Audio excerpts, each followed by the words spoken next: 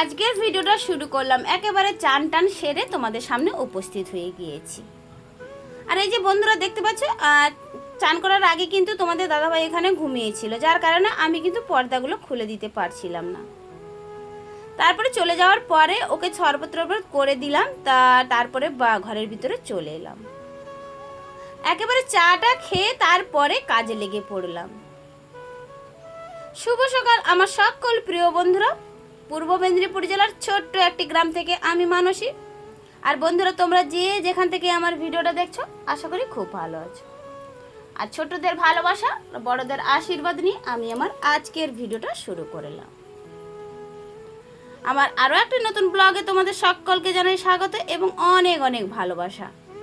আর ভিডিওটা কোনো অংশ যদি একটুও ভালো লেগে থাকে তাহলে লাইক, কমেন্ট, সাবস্ক্রাইব করে পাশে থাকার অনুরোধ রইল। এই যে বন্ধুরা দেখো, তোমাদের দাদাভাইয়ের একটা বদ অভ্যাস আছে। কি বলতো, আমার অনেক শাড়ি জামা কাপড় যদি ভাঁজ করতে বাকি থাকে না, ও কিন্তু সুন্দর করে। আর জানো তো বন্ধুরা, কালকে তো আমি আমার ভিডিওতে বলেছিলাম আমাদের একটা অনুষ্ঠান বাড়ি ছিল। ওই অনুষ্ঠান বাড়ি থেকে আসার পরে না আমার শরীরটা খুব খারাপ করছিল। কি বলতো, এমনিতেই আমার একটু হাই প্রেশার, আর তার উপরে কি বলো প্রচণ্ড গরম পড়েছিল। কালকে একটু খাওয়া দাওয়াটাও হয়েছিল ওখানে। বাড়িতে কিন্তু রান্না করেছিলাম না খেয়ে দিয়ে। ওখানে একটা প্রোগ্রাম, যেহেতু ওখানে একটু না খেলে আবার কি মনে করবে বলো, বলে না আমি একটু খেয়েছিলাম। আর এমনিতেই আমি রিচ খাবার পছন্দ করি না, আমার শরীরে সহ্যই হয় না। এসে পড়ে না কি শরীরটা খারাপ করছিল, আর যার কারণে না কাল রাত থেকে আমি আর কিছুই খেতে পারি না। রান্না করে তোমাদের দাদাভাইকে দিয়েছিলাম, কিন্তু আমি কিন্তু খাইনি। তো যার কারণে না আজকে সকালটা উঠতে আমার একটু দেরিও হয়ে গিয়েছিল, শরীরটা এতটাই খারাপ। আর এই যে দেখো, আমি যে সবজি খোসাগুলো কেটে নিয়েছিলাম সেই খোসাগুলো এখন এক সাইডে রেখে দিচ্ছি। এইভাবে আমি কিন্তু স্টোর করে রেখে দিই। তারপরে কিন্তু আমি আমার গাছের গোড়াতে দিতে চলে যাই। তোমাদের দাদাভাইকে বলি ও গিয়ে আমার গাছের গোড়াতে দিয়ে চলে আসে। তারপর দেখো বন্ধুরা, তোমাদের দাদাভাই না কয়েকটা বাজার এনেছিল, আমার বাজারগুলো শেষ হয়ে গিয়েছিল। এই যেমন ধরো সোয়াবিন, তারপরে এনেছে এই যে ধনে, আর এনেছে এই যে হলুদ গুঁড়ো। এই কটা বাজার আমার শেষ হয়ে গিয়েছিল। আর সোয়াবিনটা দেখো আমি ঢালার আগে দেখে নিচ্ছিলাম কোনো পোকা টোকা আছে কিনা। যাই হোক, এখন বর্ষাকাল, পোকা থাকলেও থাকতে পারে, ওকে একদিন সময় করে রোদ দিয়ে দেব। তারপর সব গুছিয়ে গাছিয়ে নিচ্ছি। হ্যাঁ, তারপর বন্ধুরা জানো তো, খুব শরীরটা খারাপ করার জন্য না আমি বুঝতে পেরেছিলাম আমার মনে হচ্ছে প্রেশারটা আবার বেড়ে গিয়েছে। এতটাই শরীরটা আইঠাই করছিল, শ্বাসকষ্টের মতো হচ্ছিল। তারপরে কিন্তু বুঝেই গিয়েছিলাম আমার প্রেশারটাই বেড়ে গিয়েছে। তো কি করার আছে বলো।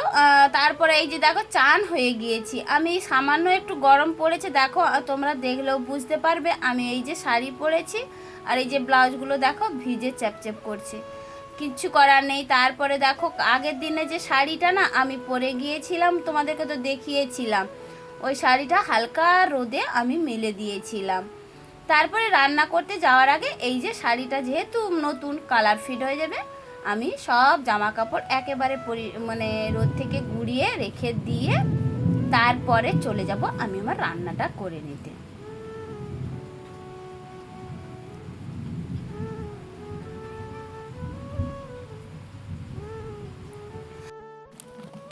তো বন্ধুরা দেখো, আমি কিন্তু এই যে চলে এসেছি আমি এই যে রান্নাটা করে নিতে। কারণ কি বলো তো, রান্না বান্না সেরে তো আমাকে আবার ডিউটির পথে যেতে হবে। শরীর খারাপ হোক আর যাই হোক, আমাকে কিন্তু এই ঘরের ডিউটি সঙ্গে বাইরের ডিউটিটা সারতেই হয়।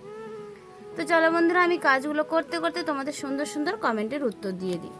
এই যে আমার নতুন বন্ধু পম্পা দিদি ভাই আমার ভিডিওটা দেখে কমেন্ট করেছো আর বলেছো ভিডিওটা নাকি খুব ভালো লেগেছে। তো তোমাকে অনেক অনেক ধন্যবাদ এবং অনেক অনেক ভালোবাসা গো। সোনালি সাহা দিদি ভাই, তুমি আমার ভিডিওটা দেখে কমেন্ট করেছো, তোমাকে অনেক অনেক ধন্যবাদ এবং আমার ভিডিওটা দেখে অনেক অনেক ভালোবাসাও থাকলো তোমার জন্য।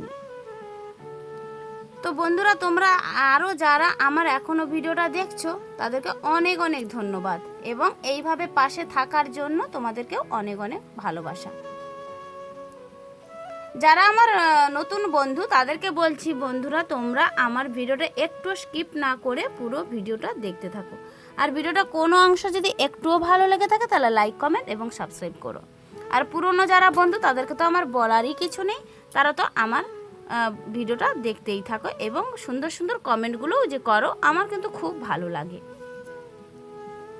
আর বন্ধুরা তোমাদেরও যে ভিডিওগুলো আমি দেখি না, আমি কিন্তু পুরো ভিডিওটা দেখি, একটু স্কিপ না করে তোমাদের সব ভিডিওগুলো দেখি গো। তো দেখো বন্ধুরা, এই যে আমি কি না এই সাইডের দিকে জ্বালানি কিছু তোমাদের দাদাভাই শুকনো করে রেখে দিয়েছিল, আমি ওইগুলো নিয়ে এখন কিন্তু উনুন ধরিয়ে নিচ্ছি। আর এই যে আমি দিনের বেলাতে সবসময়ের জন্য উনুনে রান্না করি, তোমাদের তো দেখাই আমি সবসময় আমার উনুনের জ্বালানি। আমি গ্যাসে খুব কম রান্না করি কখন বলো তো, খুব যখন উঠতে পারি না, শরীর খারাপ, তখনই আমি গ্যাসে রান্নাটা করে নিই। আর এইদিকে দেখো আমার রান্নাটা হয়েই গিয়েছে। তারপরে লাস্টে ভাবলাম আমি একটা আলু ভেজে নিই, কারণ আমার আবার আলু ছাড়া কোনো সবজি বা কোনো কিছুই চলে না। আমি আলুটা একটু ভীষণ পছন্দ করি গো, তাই জন্য একটা আলু ভেজে নিচ্ছি। রান্নাটা হতে না হতেই তোমাদের দাদাভাই দেখো দুটো খাঁচা নিয়ে উপস্থিত হয়ে গিয়েছে, কারণ আমার না সাইকেলের খাঁচাটা নষ্ট হয়ে গিয়েছিল, আর যার কারণে এই যে দুটো খাঁচা এনেছে। এই যে দেখো তো বন্ধুরা, তোমরাই কমেন্ট করে বলবে কোন খাঁচাটা বেশি ভালো লেগেছে। এই যে আমি কিন্তু এই গোল খাঁচাটা পরবর্তীকালে নিলাম না, আমি এই যে আগে চৌকা যে খাঁচাটা ছিল সেইভাবে একই রকম খাঁচাটা আমি নিলাম, এই যে এই খাঁচাটাই নিয়েছি। আর তোমাদের দাদাভাই বলছিল আমি নাকি অকর্মণ্যা ঢেকি গো, কোনো কিছু সাইকেলের প্রবলেম হলে আমি কিন্তু কিছুই করতে পারি না। তো যাই হোক বন্ধুরা, হ্যাঁ আমি যেটা পারি না সেটা পারিই না। তোমাদের দাদাভাই যা বলেছিল আমি তাতে হ্যাঁ স্বীকার দিয়েছিলাম, হ্যাঁ তুমি যা বলবে সেটাই রাইট। এই যে দেখো তো, একবার এই খাঁচাটা পুড়িয়ে দেখছে আর একবার ওই খাঁচাটা পুড়িয়ে দেখছে। গোল খাঁচাটা কিন্তু দেখতে খুব একটা ভালো লাগছিল না, আর যেমন চৌকা ওই তেমনই চৌকা খাঁচাটাই লাস্ট পর্যন্ত নিতে হলো। আর এই যে দেখো আমার কিন্তু ভাঙা চোরা যেই যে আগের খাঁচার এই দৃশ্যটা আমি তোমাদের দেখালাম। খাঁচাটা খুব একটা নষ্ট না হলেও তবু নষ্ট হয়ে গিয়েছিল। এখন দেখো বন্ধুরা, তোমাদের দাদাভাই একটা খাঁচা নেবে পরাবে আর একটা খাঁচা ফেরত চলে যাবে, যার কারণে এই যে চলে যাচ্ছে। তো এরপর রান্নাবান্নাটা সেরে নিয়েছি, রান্নাবান্নাটা সেরে এই যে প্রত্যেকদিন যে হাঁড়ি কড়াগুলো মাজা হয় সেগুলো মেজে রেখে দিয়ে যাচ্ছি। তারপর এখন খেয়ে নেব, আমি খাওয়ার জন্য রেডি হচ্ছি। তোমাদের দাদাভাইকে বলেছিলাম, বলছি যে আমি এত তাড়াতাড়ি খাবো না, যার কারণে আমি আমার খাবারটাই বেড়ে নিচ্ছি। আর আমাদের মা শাশুড়িমারা বলতো কি বলতো, বাড়ির মহিলা যদি কোনোদিন আগে ভাত খায় না তাহলে এগা হাঁড়ির ভাত খেতে নেই, একটু ভাত নাকি হাঁড়িতে তুলে রাখতে হয়। আর আমিও কিন্তু ঠিক তাই করেছিলাম, আমি যখনই আগে ভাত খাই আমি কিন্তু আগে একটু ভাত তুলে রেখে দিই, কারণ যেহেতু আমরা মহিলা এটা তো মানতেই হবে, যার কারণে আমি ওটা করেইছিলাম। আর এক সাইডে দেখো পাখাও চলছে, আমি ঘেমেও যাচ্ছি কিভাবে, আর এক সাইডে আমি টেবিল একটা ফ্যান ছোট্ট আমাদের আছে, খুব হাই স্পিড পাখা, আর সেটাও চলছে। দেখো বন্ধুরা, এই যে শাড়ি উড়ছে তোমরা দেখলেও বুঝতে পারবে। তো চলো খেয়ে নিই। একেবারে খেয়ে দিয়ে উপস্থিত হয়ে গিয়েছি আমি আমার অফিসে আসার পরে যে হাত মুখটা আমি ধুতে চলে গেলাম। কি করব, ক্লান্তি ভাব, এতটাই বাইরে রোদ, এই যে চৌমুখের অবস্থা দেখছো কিরকম ক্লান্তি, ওফ একটুও সহ্য হচ্ছে না। তো চলো বন্ধুরা, আজকের এই যে রাতের খাবারটা আমি করে নিয়েছি, একটু আলু ভাজা একটু ভাত ছিল আমি করে নিয়েছি। তো আজকের ভিডিওটা এই পর্যন্ত, আর ভালো লাগলে কমেন্ট করে পাশে থেকো। তো চলো বন্ধুরা, ভালো থেকো সুস্থ থেকো।